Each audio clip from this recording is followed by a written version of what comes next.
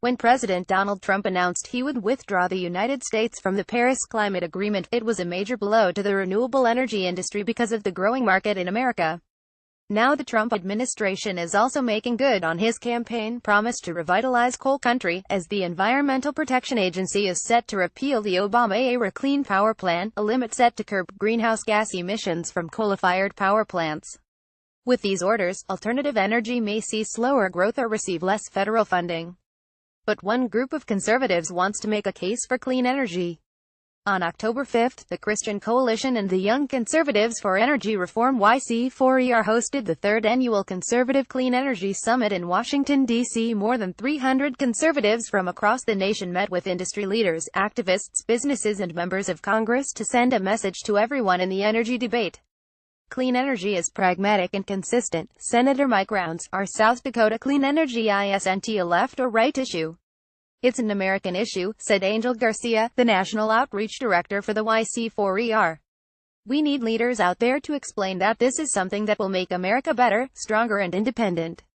Coming together as conservatives for clean energy doesn't exactly separate them from the larger dialogue, Garcia said. It just provides more perspectives and additional arguments in support of renewables. Key themes shared throughout the summit included homegrown energy, job growth and national security. Energy independence was one of Trump's keynotes during his presidential campaign. However, what he had in mind was producing more coal, oil and gas in the United States instead of relying on renewable energy or foreign sources of fossil fuels. The summit speakers reiterated several times that the nation's energy independence won't succeed by using fossil fuels. There's a maximum need on what we can always provide, and the U.S. is one of the greatest consumers of energy, Senator Mike Rounds, our South Dakota, said in his speech. Clean energy is pragmatic and consistent. The solar industry employed 200,000 more individuals than the coal industry in 2016. Photo by the Georgia National Guard via Flickr. Last year, the solar industry employed 200,000 more individuals than the coal industry, and wind reached over 100,000 jobs. Data from the Solar Energy Industries Association's annual report showed Fortune 500 companies such as Target, Apple and Costco are the top 10 corporate solar users, and there are now more than 9,000 solar businesses in America. According to the American Wind Energy Association (AWEA), the U.S. is the leading producer of wind energy in the world. With over 99% of all wind farms on private land, wind energy projects are now giving more than $245 million a year to American landowners, AWEA reported last year. Mariah Bastin, a member of the Washington, D.C.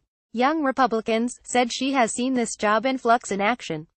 Bastin's father grew up on a farm in Kansas and understood that money was often tight for agricultural communities. After her father retired a few years ago, the Bastin family moved to Colorado and saw sophisticated wind turbines popping up on farmland. Local farmers were actually able to make ends meet by selling wind power on their property. Because of this cooperation, wind energy in Colorado has increased from 1.5% to 17.3% since 2005 and accounted for 3/4 of all renewables used in the state in 2015 alone. The U.S. is the leading producer of wind energy in the world and reached over 100,000 jobs in 2016. Photo by the Oregon Department of Agriculture via Flickr. Wind energy has been around for many years, but it's just now that we're really working out the ability to mass produce and be able to sustain ourselves on all levels, Bastin said. Though job creation is high in both of these sectors, the U.S. Energy Information Administration noted that hydropower is actually America's largest clean energy source at about 40%. All renewable energy sources are viable options for the U.S. to implement because the technology is nearly there, said Emmanuel Wilder, the North Carolina chairman for YC4ER. But now it's a matter of bringing costs down. If you look at big screen TVs, those were $10,000 for a 32-inch. But we're now at a point where $100 or $200 can get you a 32-inch flat screen. That same expense is coming to the renewable energy field, Wilder explained. Lowering costs could make clean energy more available to those who can't afford it. Joseph Pinion, outreach chair for the New York Young Republicans and chairman of the Conservative Color Coalition, said the second leading cause of homelessness for families in places like Colorado is the inability to pay energy and utility bills.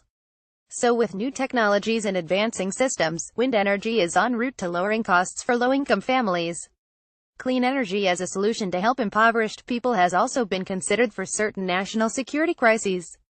After Hurricane Maria left calamity in Puerto Rico, companies like Tesla and the German energy storage manufacturer Sonnen jumped to offer assistance in transforming the island's energy infrastructure. One route would be through microgrids, which would use small-scale solar panel or wind generator arrays that can quickly restore localized power during outages. Places in urgent need, such as hospitals or cell towers, can be brought online quickly through these microgrid energy systems. For the conservatives at this summit, these success stories and accomplishments make America great. To accomplish the Trump administration's sentiment, leading the world in the energy sector and empowering all Americans is our best bet, Pinion explained. When you're talking about increasing prosperity for all individuals, clean energy must be at the forefront of the conversation, he said.